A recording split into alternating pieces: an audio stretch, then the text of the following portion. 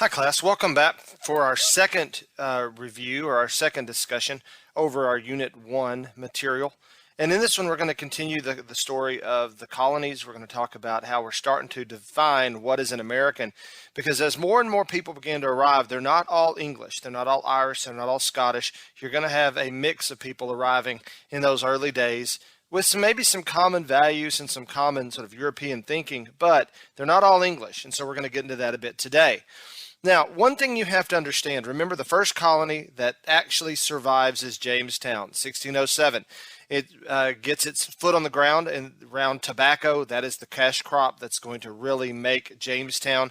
And then, of course, as Maryland begins to be settled by Catholics, not yet. Tobacco is going to start to be a major cash crop in that area as well, the Chesapeake area. So we're going to get to all that in a moment. We're not done talking about the early days of the colonies. But we did talk a little bit about France the other day. Let's get into Spain. Spain, of course, was the first to set foot in North America, with Columbus in 1492. Four voyages total. 3 additional voyages are going to bring more and more exploration to the colony, to the continent, and then you're going to have other that come along as well. So by the time we reach the really 1607, Jamestown, again, that's an English colony, but the Spanish Empire is massive. It's all the way from South America up to Middle America, in fact, all of Texas today, New Mexico today, California, Colorado, all of that pretty much belonged to the Spanish. And Florida, by the way. At the time we're discussing now, the early 1600s, Florida belongs to Spain. And they will belong to Spain until we reach the American Revolution. And then there's some shifting back and forth, and we'll get to that too. Now, the Franciscans are going to play a tremendous role in this early settlement of Spain, because remember, when Columbus set sail, he is out for gold, glory, and God. What wealth could they find? What glory could he bring for himself and the empire of Spain? And God, the spreading of Catholicism, because that is the state religion of Spain. And so the Franciscans are an order of Catholic monks, and they are going to establish many of the missions across New Spain. And they're going to attempt to convert the native peoples. They usually establish large walled missions. Not all of them are walled, but many of them are, in which those converts to Catholicism live within the walls. They do a lot of the work. They do the farming, and it becomes sort of a self-sustaining sort of situation. If you've ever been down to San Antonio, there are 5 missions in San Antonio. Only one of them is the Alamo. But you have San Juan and there's 4 of them additionally to the Alamo, and they're run by the National Park Service. They're well worth seeing. So travel down there sometime if you have the chance. Now, life is not always great within these missions. Life is hard. There's a lot of work to do. Many of these native peoples have converted for the purpose of escaping enemies that are going to destroy them. I guess that's understandable. And so, but there are times when rebellions will break out. So again, I don't want you to think that life was all, hunky-dory in these in these missions, because they were not. Rebellions were fairly frequent. As a matter of fact, in the early part of the 1600s, in the Taos Pueblo around Taos, New Mexico today, there was a major uprising that pretty much forces the Spanish out of the entire region for, I think it's something like 10 or 12 years, till finally there's a military operation to take it back. All right, so now, meanwhile, back in Jamestown, back in Virginia, back in those colonies, what have we seen? We've seen the formation of Jamestown. We've seen the formation of Maryland, and we've talked about the differences between them for the most part. Jamestown is an economic adventure by those joint stock companies. Maryland is a proprietary colony. It becomes a colony for for Catholics. We've talked a little bit about some of the northern colonies in New England, the formation of Massachusetts Bay. We've talked about Connecticut as well, and Rhode Island. That's not 13, and we're going to get to a few more as we go. But let's focus on the Chesapeake colonies, and for the most part, that is going to be Maryland, Virginia, and maybe the northern parts of North Carolina. These are colonies that are going to rely upon tobacco, and so that's why we're clumping them together. They have a similar culture, similar lifestyle, and similar economic and workforce needs. And all 3 of them are going to be built in an area excuse me, all three of them are going to be built in an area that for the most part is not real healthy. Mosquitoes are common.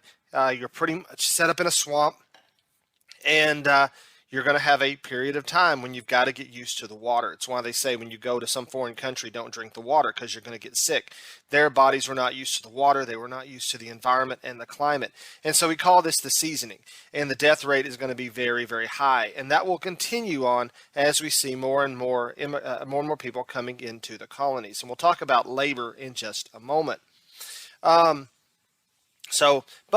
why are people willing to come and risk death in these colonies? Opportunity. Land is available here that you could not own back in England. One of the reasons for in the early 1600s, 1620, 1630, 1640, that we began to see a large number of people flooding into the colonies, because many of them are poor.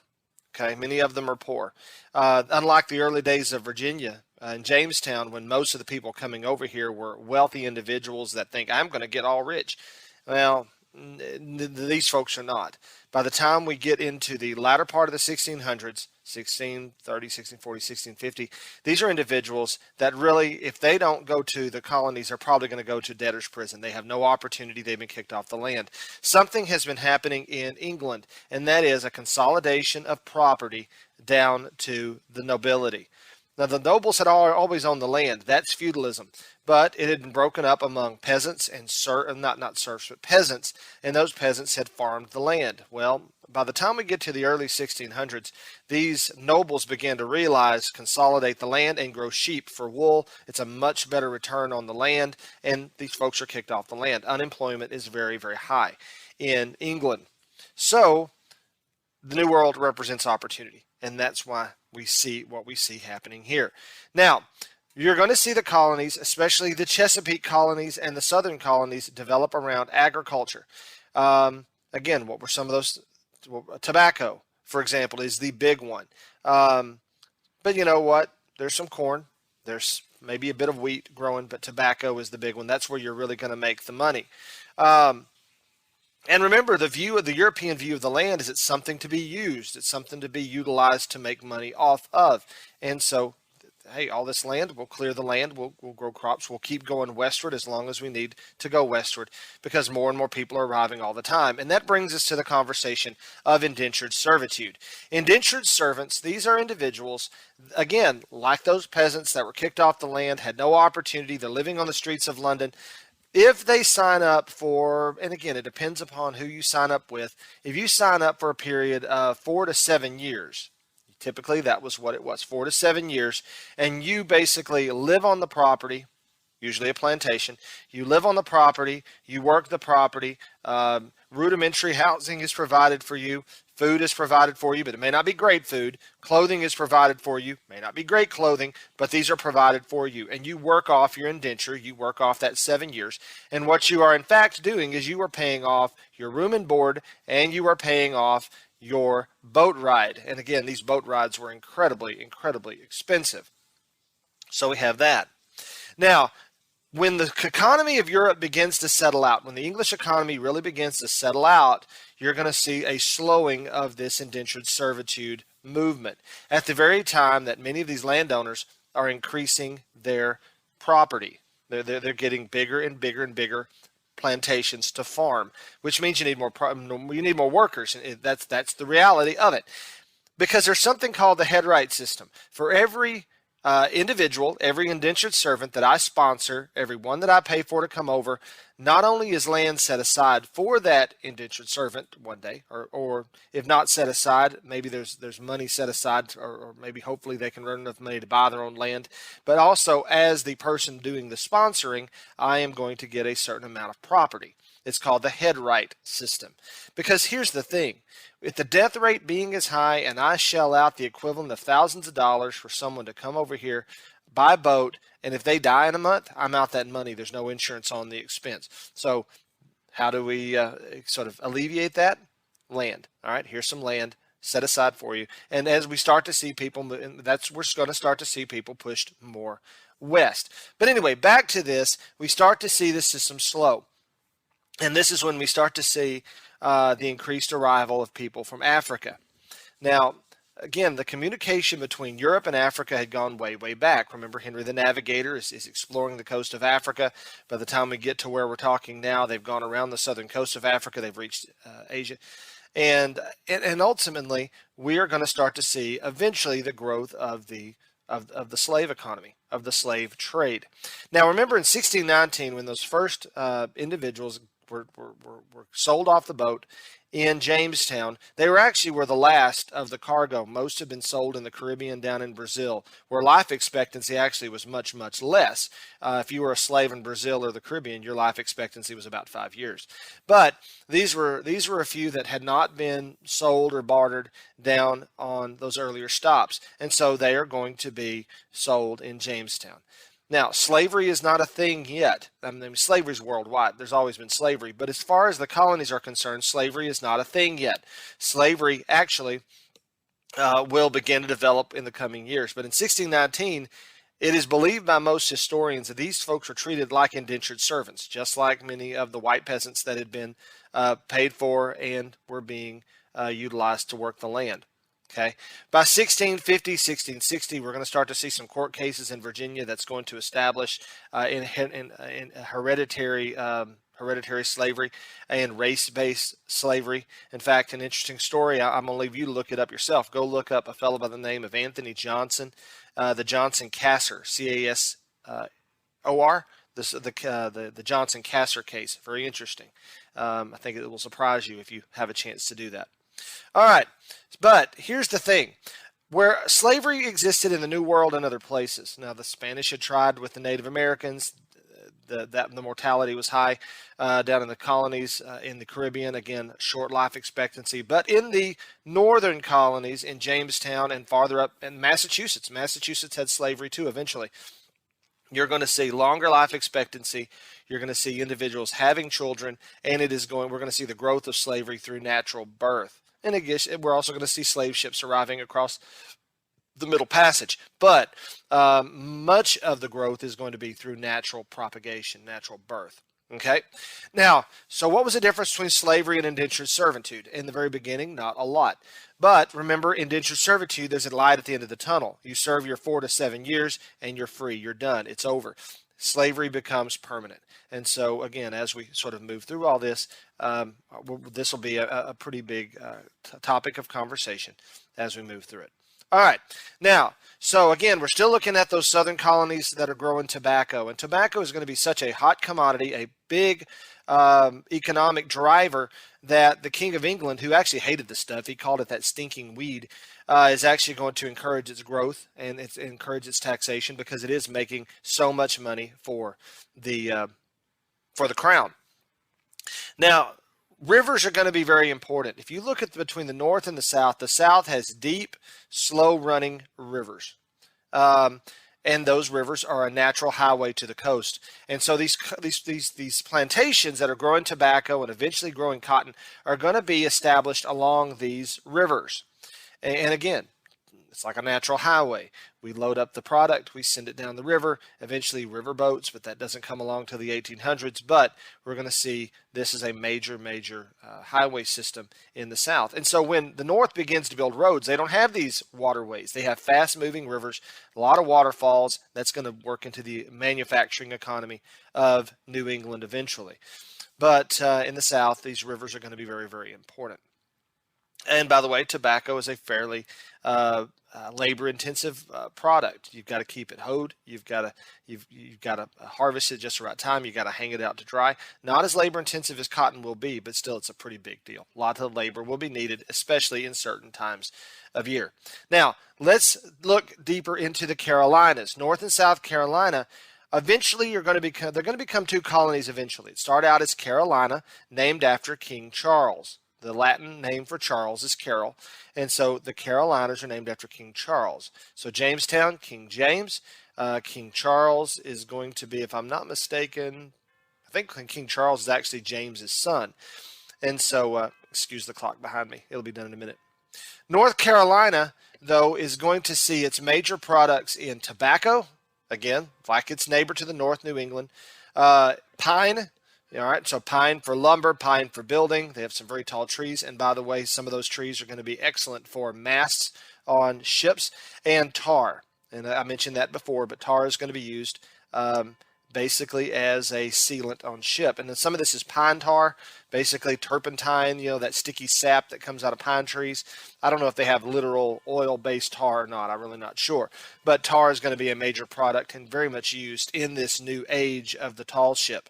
South Carolina products mainly rice and indigo. Rice is grown in swampy land. It's grown in watery areas where the water's backed up. That's just how you grow rice. Again, mosquitoes population is going to be high. Disease is going to be high anytime you get into that kind of climate.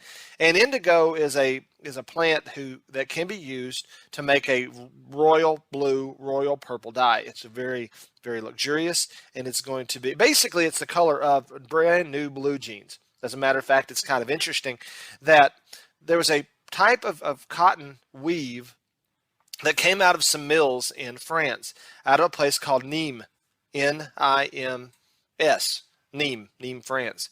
And they used tremendous amounts of this indigo eventually to dye their cotton cloth. In fact, so Nîmes, product from Nîmes, think about your Spanish, all right? De means from, so denim. Denim. And so this indigo is going to be actually used in great quantities in that cotton type of weave out of Nîmes, France, called denim or denim. So I find that cool, considering that I'm wearing blue jeans as we have this conversation. Now, what are the effects of cash crops? Cash crop is something you don't eat. Cash crop is typically something you turn around and sell. If I make enough money off of that cash crop, I can buy my food. And that's the idea. So if I take up all the land possible and I grow tobacco, I make tons and tons of money off of it. I take a fraction of that money and I go and I buy the products that I need to feed my family. So I'm not worried about self-sufficiency in a cash crop system.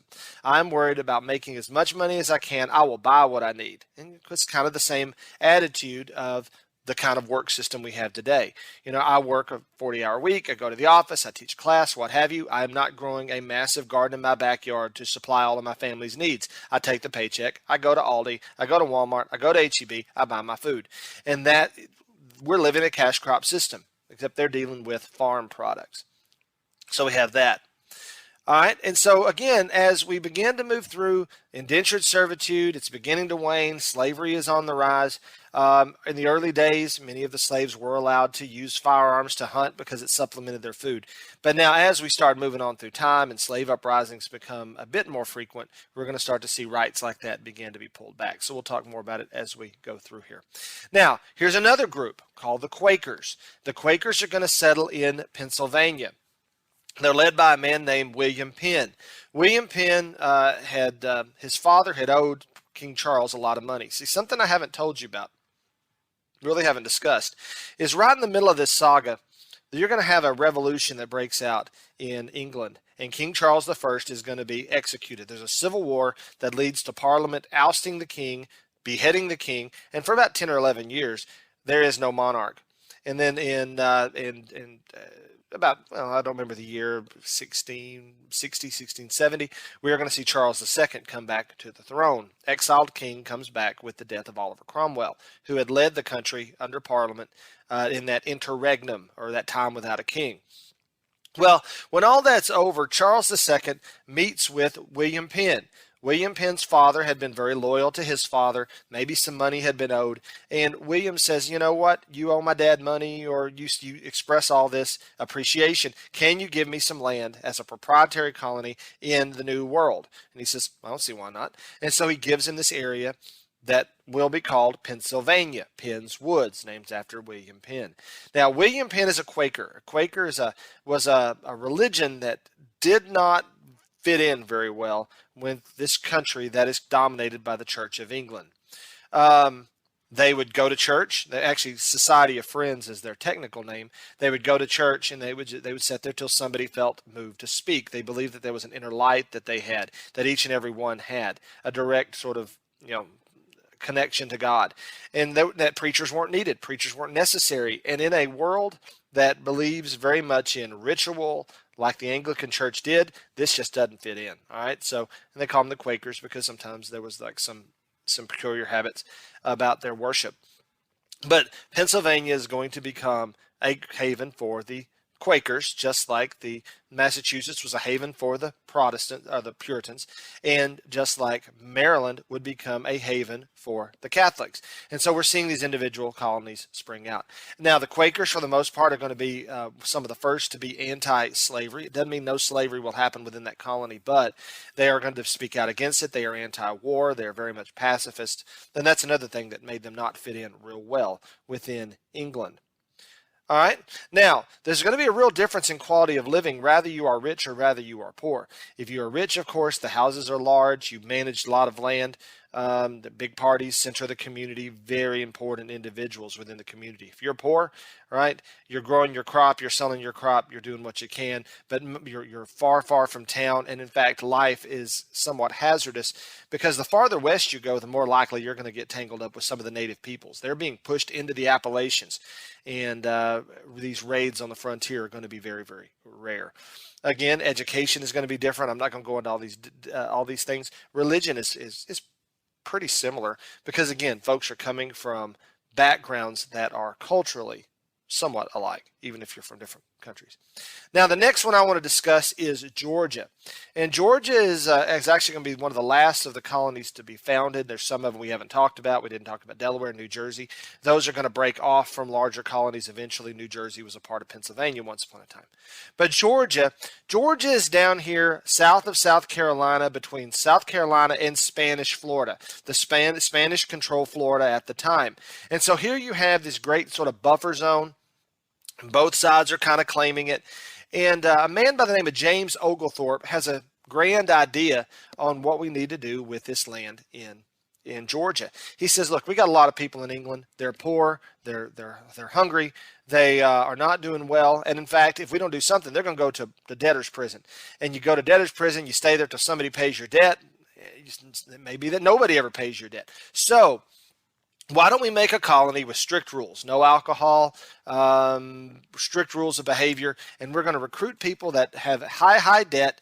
We're going to take them here as a debtor's prison, but they can work off their debt themselves rather than somebody else pay them. They're not confined behind these debtor's prison walls.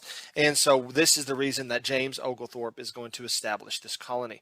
Now, for the Crown, what they are seeing here, what they're thinking is, all right, this could work because not only does it rid the streets or empty out some of our debtors' prisons, it also puts a buffer between Spanish Florida, which is an enemy, and South Carolina, which is one of the more profitable colonies with the growth of rice and indigo and other things of that nature.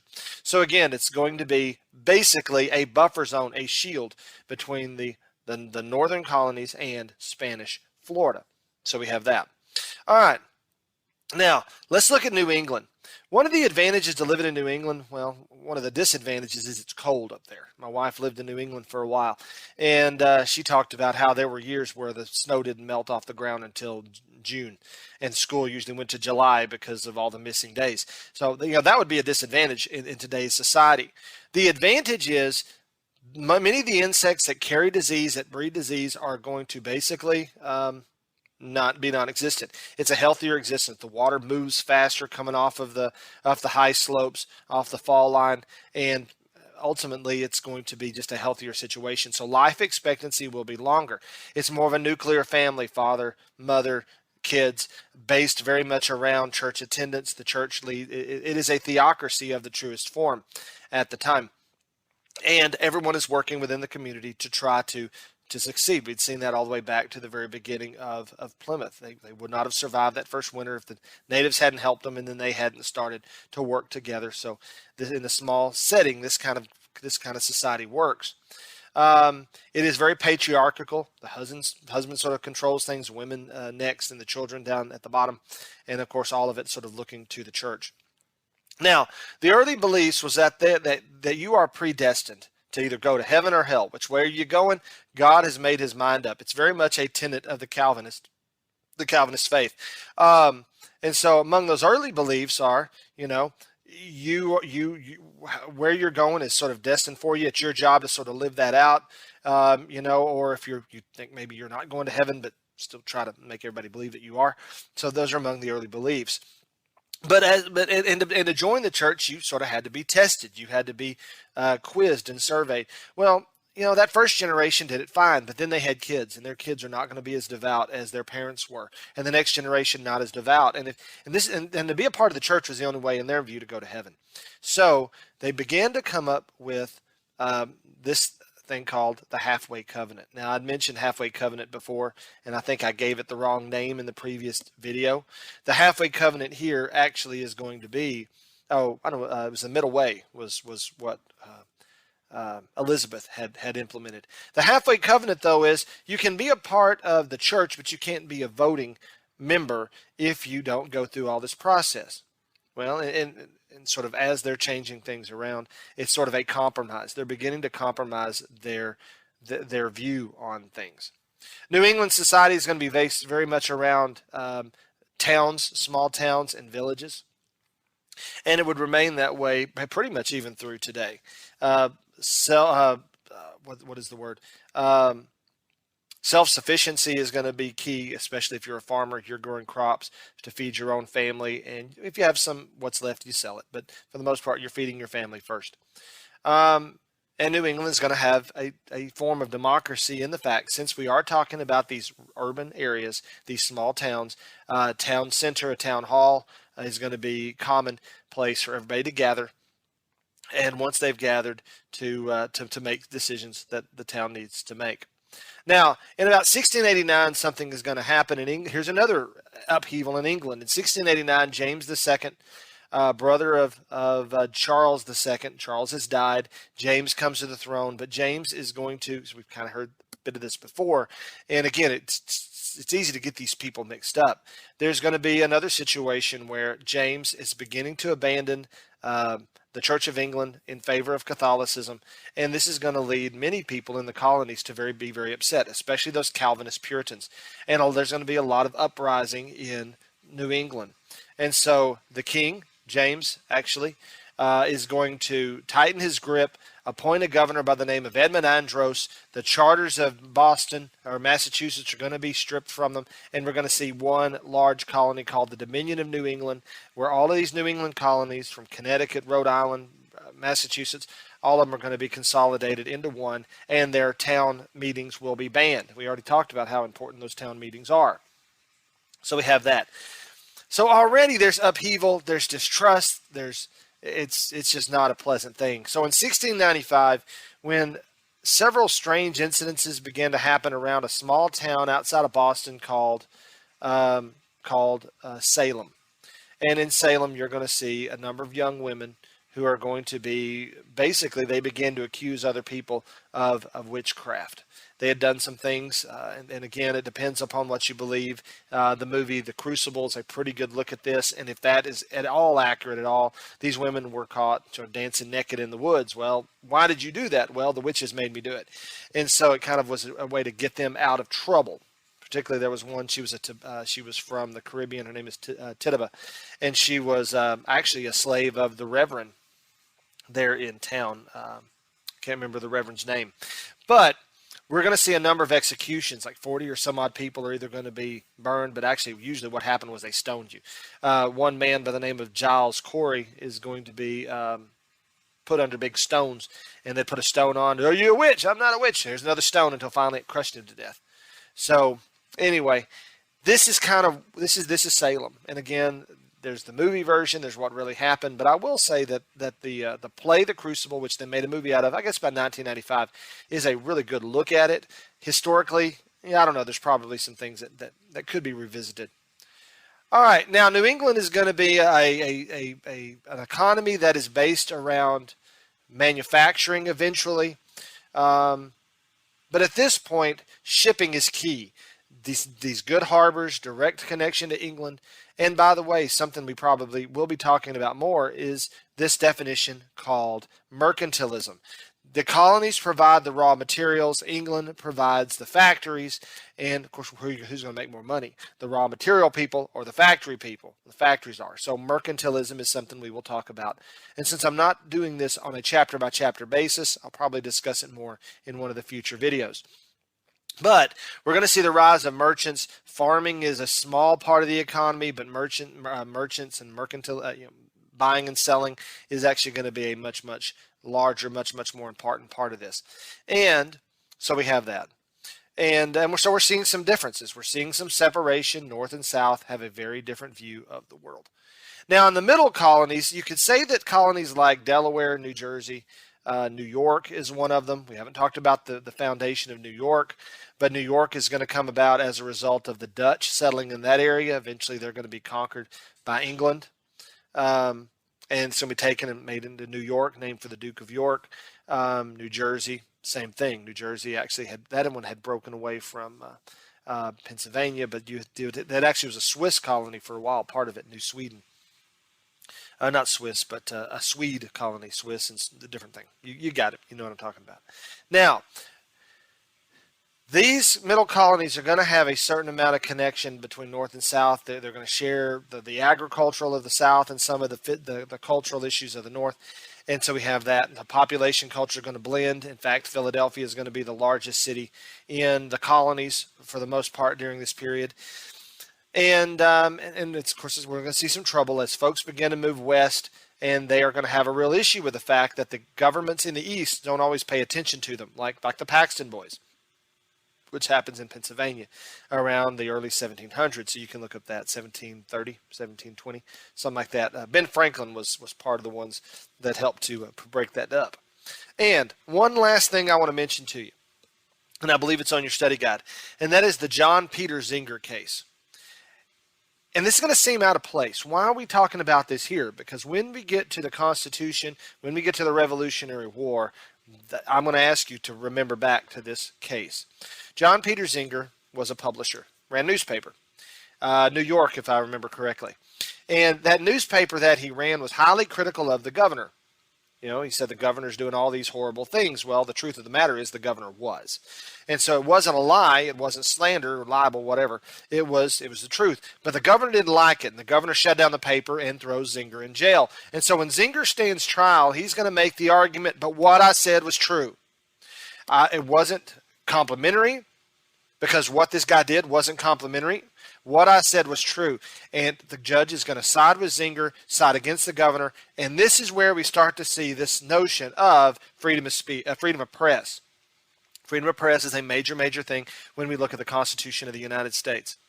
All right, so that's my Unit 2. I'm going to stop there. We're at just over the 30-minute mark. I'm going to try to keep these videos at 30 minutes or less when possible. So far, I haven't been successful. Again, read your text. It's going to line up with some of these things, but maybe not. This may be your chapter 3 instead of whatever. But be sure that you're reading through it. Be sure you're doing those study guides, working on your mind tap and all the other stuff you need to do. And reach out to me if you have issues. Okay? You guys have a good day. Thanks for joining me. Bye-bye.